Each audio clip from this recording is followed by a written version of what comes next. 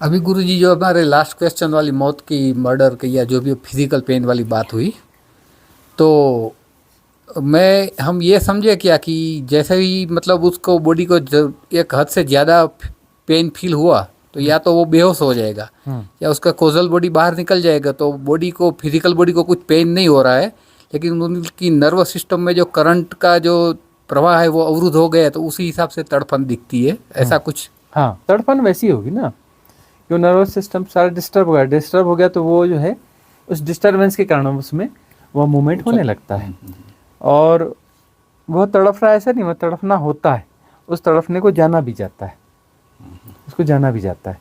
ये जो बहुत गहरे एक्सीडेंट वगैरह होते हैं जिनके साथ ऐसा होता है ना, उनसे उनके बाद में अनुभव पूछो, बोलते हैं हम तो बहुत गहरी नींद बड़े सुख में चले गए थे, है ना, हम बड़े गहरे सुख में चले गए थे, बाद में होश आया तो हम हॉस्पिटल में थे, ऐसा कहते हैं। और बाहर उनको देखो तो बोले रे इसको तो ऐसा हो रहा है, बड़ा पेन हो रहा है, यह हो रहा है, वह हो रहा है, फलाना। और जब हॉस्पिटल में वह थोड़ा उसका ड्रेसिंग हो जाती है, हो जाता है, फलाना हो जाता है, थोड़ा नॉर्मल हो जाता है, तो बाहर तब वो कहता है यहाँ बड़ा दर्द है, यहाँ बड़ा दर्द है। उस समय जो है वो अपना उससे अपना भौतिक शरीर से सब थोड़ा डिस्टेंस क्रिएट कर लेते हैं, क्योंकि एसोसिएशन होगा तो उतना दर्द होगा, एसोसिएशन टूट जाता है, एसोसिएशन टूटने का मतलब ही बेहोशी होता है ना, तो वो जो बेहोशी में एसोसिएशन टूटता है। और एक होश में एसोसिएशन तोड़ने वाली बात होती है, एक बेहोशी में, तो वो बेहोशी में होता है। लेकिन जो है उनको अब बड़ा वहाँ पे बोलते हम तो बड़े सुख वाली स्थिति में पहुँच गए, तो जब वापस आते हैं तब फिर कराते हैं पैर में बड़ा दर्द है। उस समय पैर टूटा हुआ था या बहुत खतरनाक स्थिति थी, जख्म था तब नहीं हो रहा था, अब जख्म में पट्टी भी हो गई, ये भी हो गई, इंजेक्शन लग गया, ये हो गया, सब हो गया, उसके बाद बोलते हैं बड़ा दर्द है, क्योंकि अब जो है उसके साथ वापस एसोसिएशन हो गया। तो स्वाभाविक स्थिति है, वो तो होता ही होगा ही, शरीर में वापस आया और शरीर के साथ फिर तादाद में बना तो दर्द तो सबको होगा। इवन जो है बुद्ध पुरुषों को ज़्यादा होता है, क्यों, क्योंकि उनकी संवेदनशीलता ज़्यादा रहती है ना। तो गुरुजी एक और भी चीज़ है इसमें कि जैसे ओशो ने एक बार बताया था कि काशी के महाराजा कुछ ऑपरेशन हुआ था, हाँ, और उसमें कुछ मतलब घटना बेहोश, हम बिना बताते हैं, बेहोश, हाँ हाँ। उस घटना को हम बताते हैं कि काशी के महाराजा का अपेंडिक्स का ऑपरेशन होना था।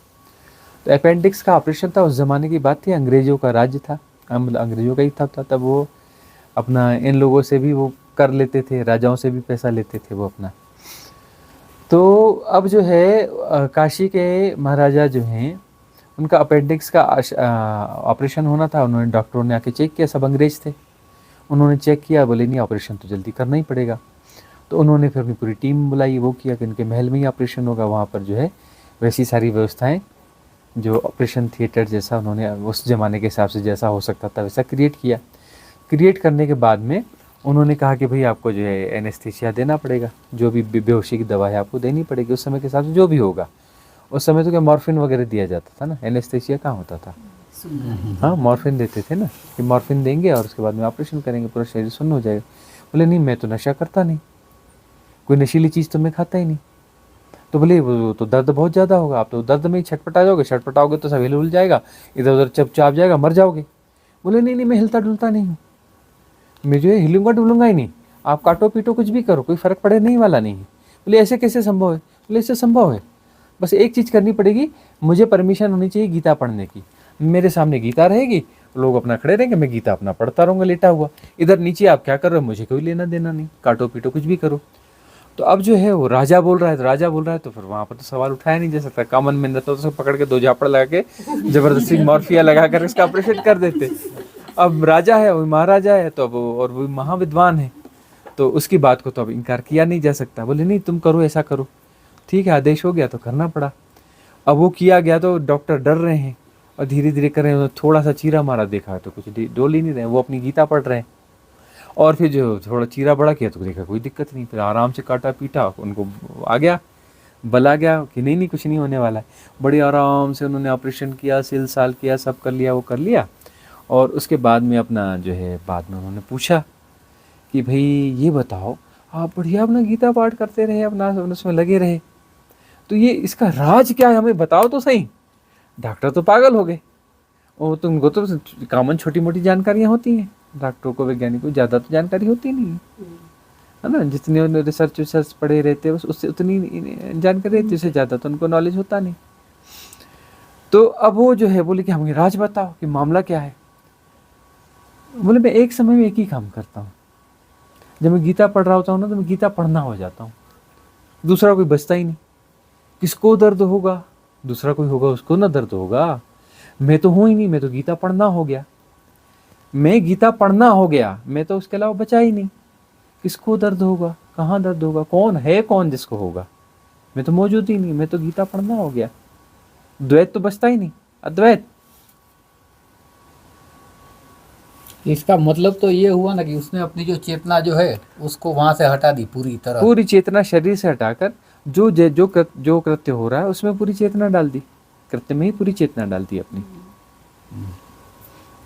तो ये एक रेयर उदाहरण है, ये सबके लिए नहीं है, सबके लिए होना चाहिए। ऐसा पागलपन हम करते हैं या दूसरा ऐसा प्रदर्शन करने की कोशिश करें, ये सब पागलपन है। भाई उनके साथ होता था तो होता था, ठीक है, कोई कॉमन नियम नहीं होते, सबके लिए नहीं होते हैं ना। सरदार वल्लभ भाई ने भी ऐसा कुछ किया था ना। पता नहीं। और गुरुजी एक चीज़, हम लोग बोलते हैं कि मौत है वो एक्चुअल में बहुत सबसे बड़ा झूठ है। ये एक्चुअल में स्पिरिचुअल लोगों की बात कर रहा हूँ, मौत सबसे बड़ा झूठ है। दूसरी तरफ साधक लोग या जो भी स्पिरिचुअल लोग हैं वो मौत से बचते भी है, और समाज में जो अन्याय या कुछ होता है तो वो इसलिए भी चुप बैठते हैं कि वहाँ जाएंगे तो खुद हमारे ऊपर खतरा है। तो ये दोनों थोड़ी कंट्रोवर्सी बात लग रही है।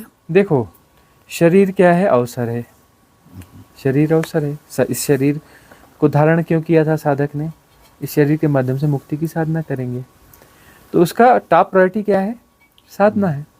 तो वह जो है इस शरीर को बचाना है, साधना पूरी नहीं हुई है ना।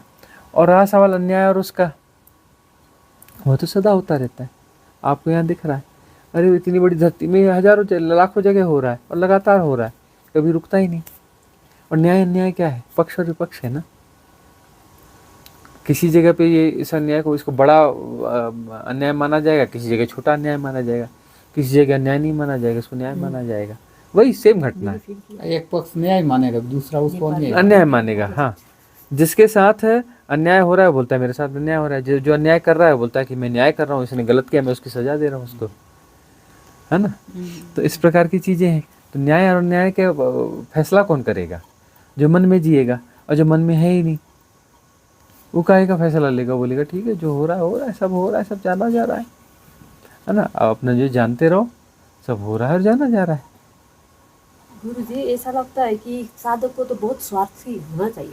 हाँ, स्वार्थ ही होना चाहिए, तभी तो स्वार्थ घटित होना चाहिए ना, हाँ। स्व का अर्थ घटित होना चाहिए। अरे दूसरों का अर्थ क्या जान रहे, दूसरों का अर्थ तुम कैसे जानते हो, अपने आप को नहीं जानते, दूसरों को क्या जानोगे।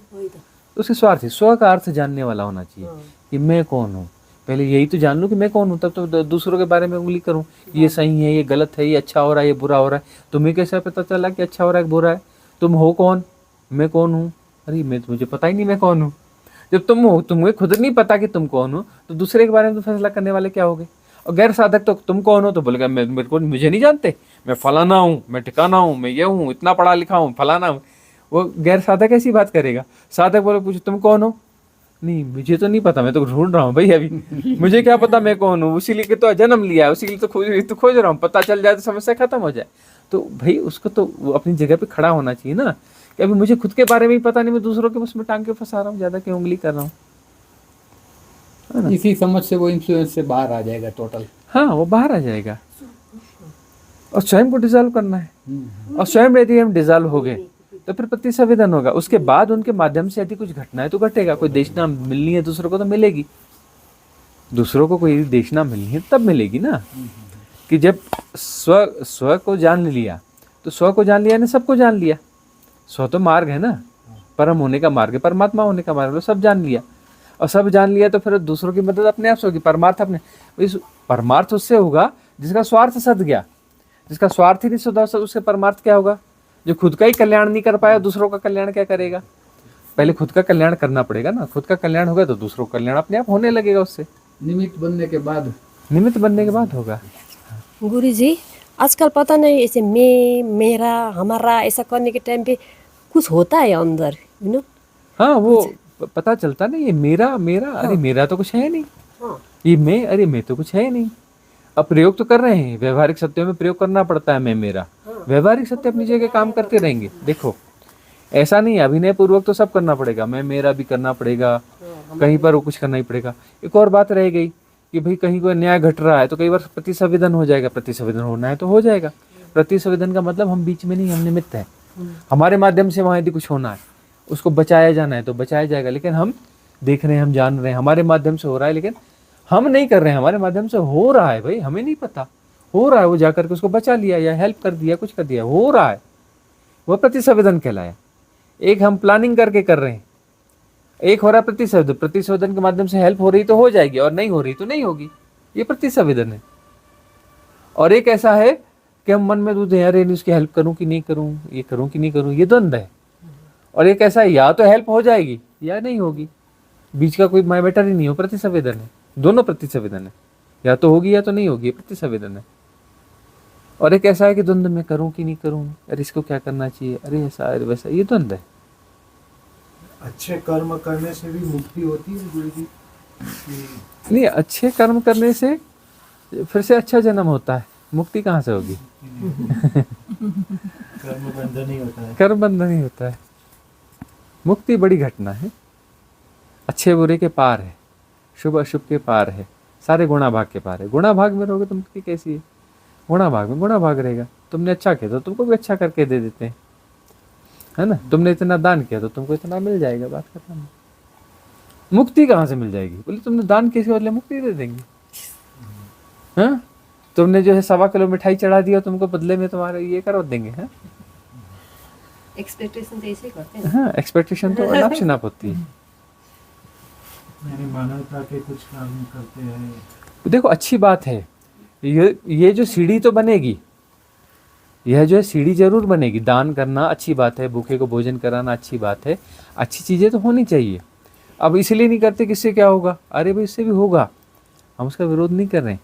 यह स्वभाव है कि यदि हम कुछ जो है अच्छा करते हैं, अच्छे और अंदर से करते, गुणा भाग से नहीं करते, हमसे घटता है।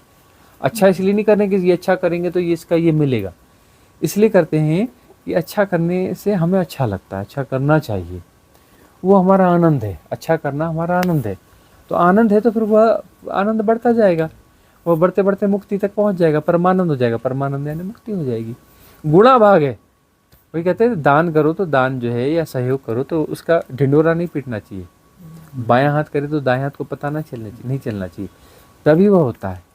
पुण्य करो लाभ करो तो लाभ का ढिंडोरा नहीं पीटना चाहिए। प्रणाम गुरुजी। साधक है कोई तो उसका होश पूर्वक उसकी मृत्यु होती है, तो वो जान रहा है, कुछ घंटे पहले उसने सभी को बताया कि मैं जा रहा हूँ, तो उसका जो अगला जन्म होगा या नहीं होगा? उसका अगला जन्म होगा। तो ये सिचुएशन इधर हमारे घर में ही घटी है 2 महीने पहले। उसका अगला जन्म होगा जी। होश पूर्वक मरा है, हाँ जी। होश पूर्वक जन्मेगा, है ना। यदि वो बोल के गया है कि मैं तुम्हारे यहाँ ही जन्मूंगा तो तुम्हारे यहाँ ही जन्मेगा, तुम्हारे आसपास जन्मूंगा तो क्या, उसके पास फ्री विल है, होश से मरा है। अब वो जो वेट करेगा कि कब धारण हो रहा है, कब क्या हो रहा है, बड़े प्लानिंग में रहेगा, बराबर टाइम पे घुस जाएगा, है ना, और वो जन्म लेके आएगा। होश से मरा है तो उसका होश के जन्म होगा। और जो है बहुत संभव है कि वह अगले जन्म में अपना धीरे से बताएगा, धीरे से बुलाएगा, नीलम पहचाना कि नहीं मेरे को? वो हमारी 2 महीने पहले हमारा नानी का डेथ हुआ है। हाँ। 5-6 घंटे पहले उसने घूमना शुरू कर दिया, सोया नहीं रात को। ब्रह्म मुहूर्त में सबको बुलाया और बोला कि ये चाबी पकड़ो, मेरा पूरा काम हो गया, मुझे जाना है। स्नान किया और खुद ही लेट गई और बोला कि मैं जा रही हूँ, और वो चली गई बिल्कुल एकदम शांत। उसमें 2 महीने पहले ही हुआ।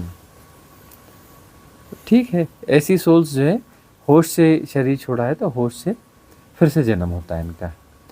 और हाँ, मतलब फिर ये है, इनकी संभावना होती है कि अगले जन्म में इनकी साधना, थोड़ी बहुत साधना तो जरूर रही होगी, तभी तो होश से गए हैं, जीवन में सहजता सरलता रही होगी, कुछ साधना।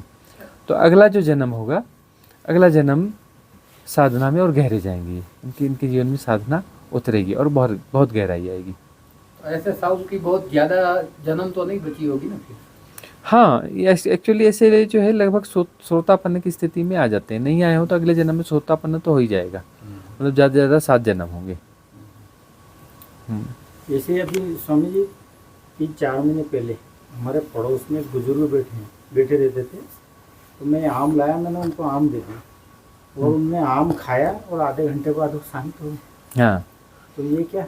हाँ, ये ऐसा होता है कि उनको जाना तो है, लेकिन कहीं पर थोड़ी सी कोई जो एक करंट वाली कोई प्यास, कोई पिपासा बची है, उनकी कोई वासना बची है, तो वहाँ पर प्राण उनका अटक जाता है, वहाँ उनका प्राण अटक जाता है। तो फिर वो डिमांड करते हैं और उनको मिल गया तो बड़ी अच्छी बात होती है। मरता हुआ आदमी को छोटी मोटी चीज़ मांगे ना, उसको दे देना चाहिए, नहीं तो वो प्रेत योनि में वो भटकता रहता है छोटी मोटी चीज़ के लिए। मांगा था नहीं, मैं तो वैसे दे दिया था मैंने उनको। हाँ हाँ हाँ, बैठे थे तो बुजुर्ग थे, मैं देता रहता था। तुम दे दिया था तो आधे घंटे बाद तो वो शांत हो गए। हाँ, और ठीक है, उन्हें अब जाना था, हो गया। अपने को तो ऐसा नहीं नहीं, इसमें अपना क्या है। लेना चाहिए था। हाँ, उनकी तृप्ति होगी उससे तो। आपने तो अच्छा काम किया। अद्वैत के अंदर तारतम्य का स्थान किधर रहेगा? अद्वैत के भीतर तारतम्य का स्थान किधर होगा? अद्वैत के भीतर, अद्वैत का अर्थ होता है तारतम्यता परिपूर्ण हो गई। अद्वैत का अर्थ है तारतम्यता परिपूर्ण हो गई। अब न तारतम्यता है न गैर तारतम्यता है, सारी तारतम्यता का खेल ही खत्म हो गया। अद्वैत का अर्थ है तारतम्यता का खेल खत्म हो गया। तो जो है साधना घटती है, समाधि घटती है, तो समाधि घटने के बाद में फिर वापस लौट के आते हैं, तो वापस तारतम्यता में आते हैं। तो उस समय में तारतम्यता खत्म हो गई। अब फिर यहाँ आते हैं तो यहाँ तारतम्यता फिर रहेगी, लेकिन वो तारतम्यता बड़ी रिदमिक रहेगी, बड़ी संगीतमय होगी, शानदार प्ले होगा उस तारतम्यता का, बड़े शानदार प्ले होगा। और प्ले होने के बाद वो बीच बीच में तारतम्यता के बाहर जाते रहेंगे, समाधि में जाते रहेंगे और फिर वापस समाधि में आते रहेंगे। और जो अद्वैत में अभी नहीं पहुंचा है तो उसके जीवन में तारतम्यता नहीं है। द्वैत का मतलब तारतम्यता गड़बड़ है, संगीत नहीं है, हारमोनी नहीं है। और अद्वैत का मतलब जो है हारमोनी आकर के, हारमोनी के द्वारा हम अद्वैत में जाते हैं। पहले हारमोनी आएगी और फिर अद्वैत में, हारमोनी के भी पार चले जाएंगे, फिर हारमोनी के पार जा करके फिर वापस लौट के आना होता है, लेकिन वापस लौट करके फिर हारमोनी में रहते हैं, फिर हारमोनी चलती रहेगी। हारमोनी यानी अद्वैत और द्वैत के बीच की अवस्था। अद्वैत और बीच की अवस्था क्या है? हारमोनी। और हारमोनी में फिर अपना जो है उधर चले जाते हैं, कब? अद्वैत में चले जाते हैं, अद्वैत से फिर हारमोनी में आ जाते हैं, फिर वो चलता रहता है। फिर एक ऐसा समय आता है कि वो पूरी तरह से छलांग मार देते हैं अद्वैत में और खेल खत्म, पैसा हजम। तो अब यह सभा समाप्त करते हैं।